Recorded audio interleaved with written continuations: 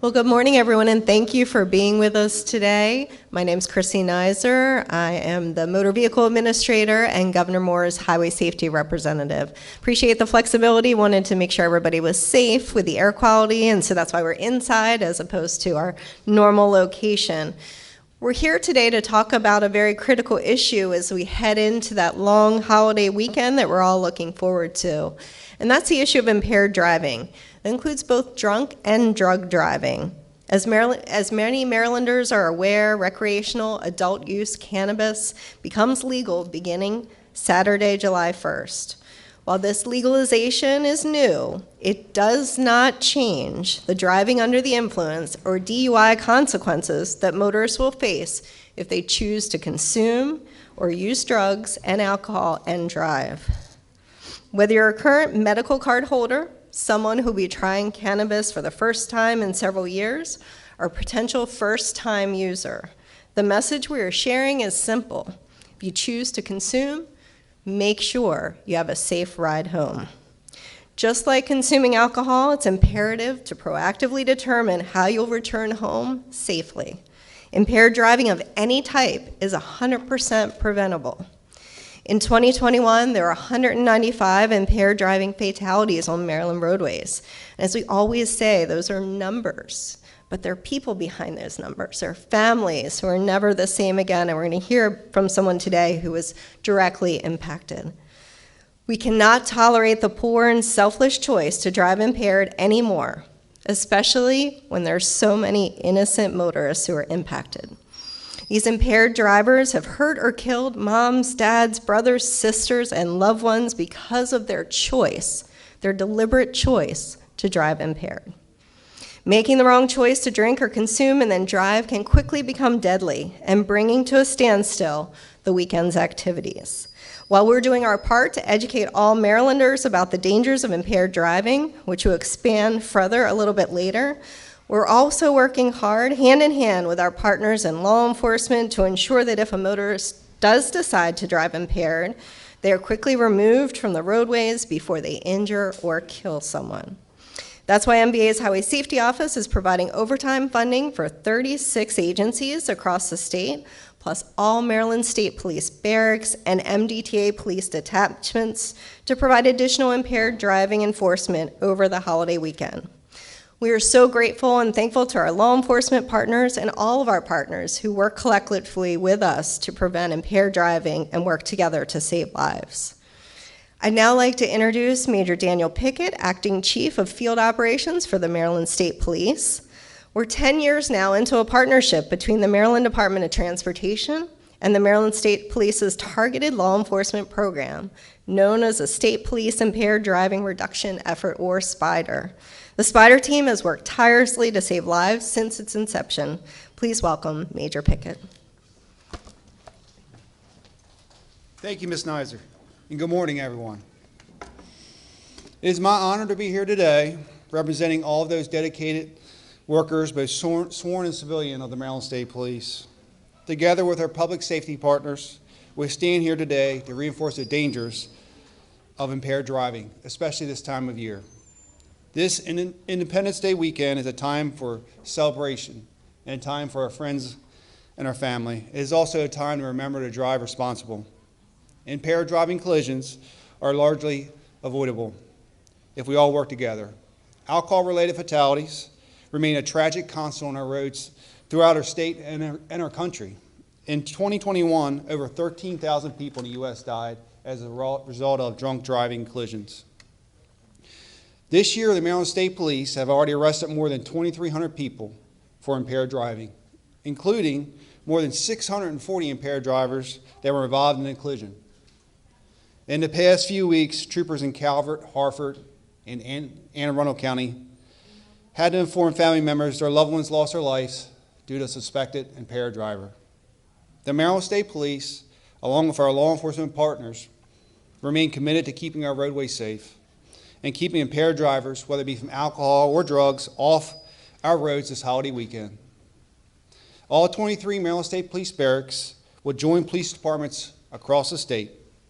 This will also include our troopers from the Maryland State Police Impaired Driving Reduction Effort Team, a specialized group of troopers who focus solely on removing impaired drivers from the road. The Spider team uses a data-driven approach to focus on targeted areas where the need for impaired driving enforcement is the greatest. I would like to once again thank the Maryland Department of Transportation's Highway Safety Office for funding these programs that have undoubtedly enhanced our efforts in reducing the number of impaired drivers who repeatedly endanger the lives of our citizens. Celebrating its 10th anniversary, the Spider team has recorded approximately 4,300 DUI arrests since its founding in 2013. The Spider team and other similar initiatives will even be more important this year, as beginning July 1st, cannabis will be legal for recreational use in Maryland. While the law for consumption of cannabis has changed, make no mistake, driving under influence of cannabis and any other drug remains illegal in Maryland. Hopefully, many of you already made the commitment to avoid impaired driving. Police can only do so much to combat impaired driving from an enforcement level. It takes a community effort, from local enforcement to bars, to dispensaries, to restaurants, to the general communities to keep the roadways safe. Whether it's drinking alcohol or consuming cannabis, it remains more important than ever to make smart decisions before you get behind the wheel. There are many options available. Have a designated sober driver, utilize rideshare or public transportation. All of those options are common sense approaches to keeping both yourself and others safe on the roadway. Impaired driving can have life-altering consequences for both impaired drivers and everyone on the road. Officer Krell can personally attest to that, and I thank him for sharing his story, which you will hear shortly. Again, no one needs to lose their life because of an impaired driver. Whether it's jail time, suspended sentences, injuries, or loss of life, driving under influence of alcohol or drugs can have a lasting impact on the community. We remain steadfast in our commitment to removing these potentially deadly drivers from our roadways. That commitment could not be fully realized with recognizing the support that many of our government community partners. This includes Mothers Against Drunk Driving and the Washington Regional Alcohol Program, who have been advocates for those affected by impaired drivers and a driving force towards assuring our message of keeping the roads safe for decades. We must also thank our partners at the Maryland Department of Transportation Motor Vehicle Administration for their support of law enforcement across the state, ensuring we have the needed resources to combat these avoidable tragedies. Continuing to provide outreach and public safety initiatives are vital to our mission of keeping our roadways safe as possible for our Maryland motorists from impaired driving. The Maryland State Police continues to remain in full support of the Maryland Strategic Highway Safety Plan, a coordinated, comprehensive traffic safety effort to reduce highway fatalities and serious injuries on all public streets and highways throughout our state. We stand in front of you each year prior to this holiday, and we do this because we are committed of our ultimate goal to eliminating fatalities and impaired drivers from our roadways. We want everyone to enjoy this holiday weekend of Independence Day. However, there's no reason why this cannot be done responsibly. On behalf of all our troopers working across the state and working hard to keep our citizens safe, we want everybody to have a safe and enjoyable holiday. Thank you.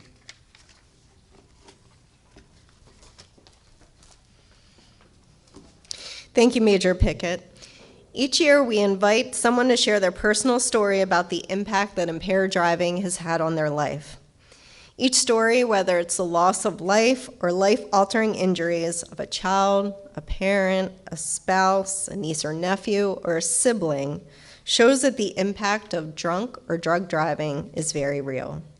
Our next speaker has agreed to share his story about how one preventable action can forever change people's lives. Please help me welcome MDTA Police Officer Scott Krell. Thank you. Today I'm just here to share my story, like she said. So 3 years ago, I was a victim of an impaired driving crash on Easter Sunday of 21. It was, I think, 3:07. I was struck. I was working 95 in Baltimore, and I had pulled over what I thought was my second one for the night. So I'm up there talking to him, and I pretty much look back and see a Mercedes coming at me, traveling pretty fast, and my first, I guess, thought you could say was, oh crap, here we go. So I watched the video and everything, and you can see I kind of like twisted to try and get out of the way, but I'm not faster than a Mercedes, so the car struck me. He was going 75 when he struck the vehicle I pulled over, 75 miles an hour, I guess I should say. At which point he made contact with me at 54 miles an hour. I flew, I believe it was 7 feet in the air, and then 130 feet down 95, and I landed on the shoulder. So obviously I was knocked out from that. And then I woke back up on the shoulder, and I was just kind of like, you know, obviously what is going on? I had a good idea that I was struck by a car.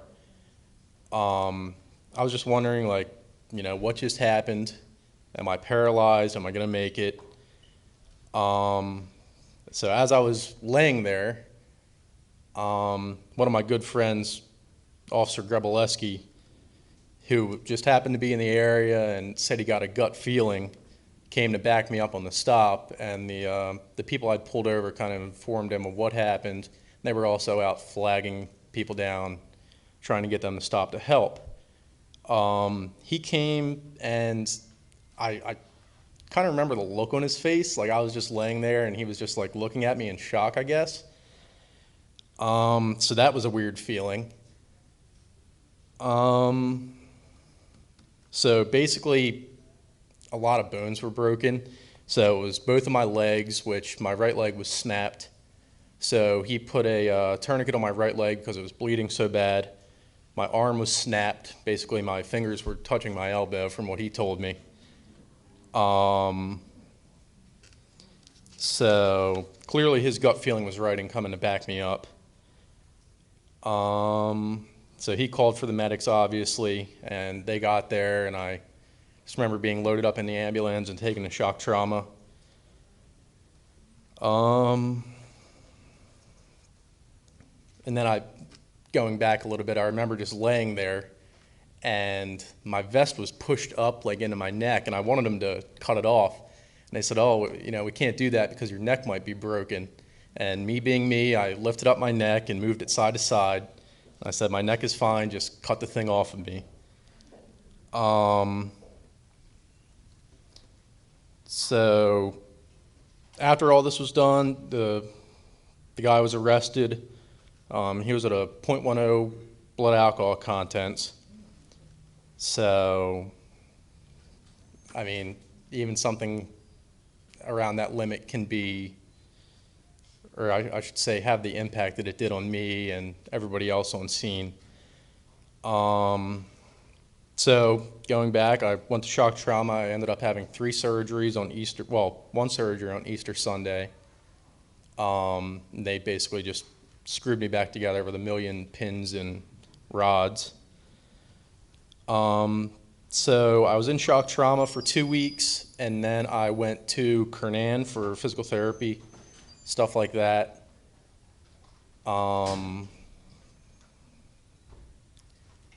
I like to compare it to, you know, when you wake up in the morning and you say, oh man, I feel like I just got hit by a truck. That's kind of what it's like, but every day. So I was 22 when the crash happened. I'm now 24, about to turn 25.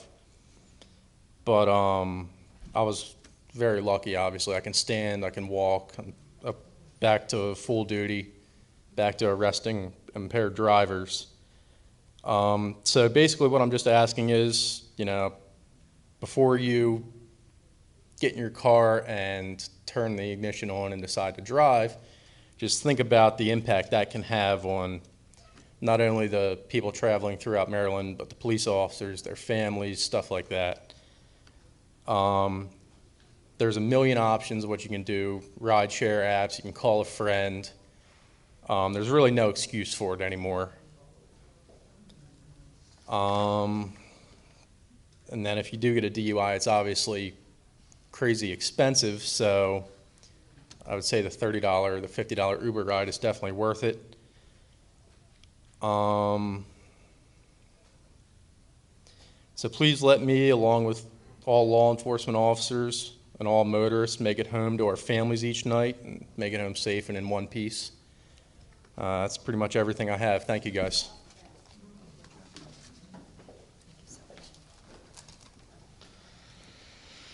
Thank you so much for sharing your story, Officer Crow. I do want to add, since he's returned to work, he's rededicated his mission to stopping impaired drivers, which I think is just an incredible testament to his courage. After going through something like that, I heard some of the just responses. You can't help but the horror of having to face a car coming towards you at that rate of speed. Officer Carell actually recently attended the DUI Institute and graduated. He spent 40 hours earlier this month learning the latest information on ignition interlock, sobriety checkpoints, how alcohol and cannabis works in the system, and its abuse and addiction. And so, we're so grateful that you're here to tell your story, but also just the fact that you've used this horrible incident to really do even more good things to combat impaired driving, I think is really something that you should be proud of, and we're all certainly proud to stand alongside you. We do congratulate Officer Carell as well as the 28 other officers who graduated, and again take that important message forward into the communities that they serve. We always say how grateful we are for law enforcement. They put their lives at risk. This is a very real life example, and thank goodness it ended in a positive way, that he's here to tell his story. But unfortunately, it could have been very different. And so that's why all of us really have a huge role to play in stopping these needless deaths from drunk and drug driving. Again, there is no reason for you getting behind the wheel when you've consumed alcohol or drugs. As previously mentioned, MVA's Highway Safety Office has been working hard to develop new campaign materials as part of our Be the Driver Who Saves Lives campaign. Our whole goal is really to educate Marylanders on the dangers of driving under the influence, whether that's cannabis or whether that's alcohol. So following some focus group testing, we'll be disseminating cannabis-impaired prevention messaging on social media through our partners and paid advertisement. So we have an example here of what that'll look like. So as you see, it depicts the fact that regardless of what you're consuming, any of those substances can impact your ability to be able to drive safely. And we want to make sure that that message is out there. To serve as a resource for Marylanders, you can also visit 0-md.gov/cannabis to see additional information about the consequences of DUI and valuable information from the Cannabis Administration on recreational adult use.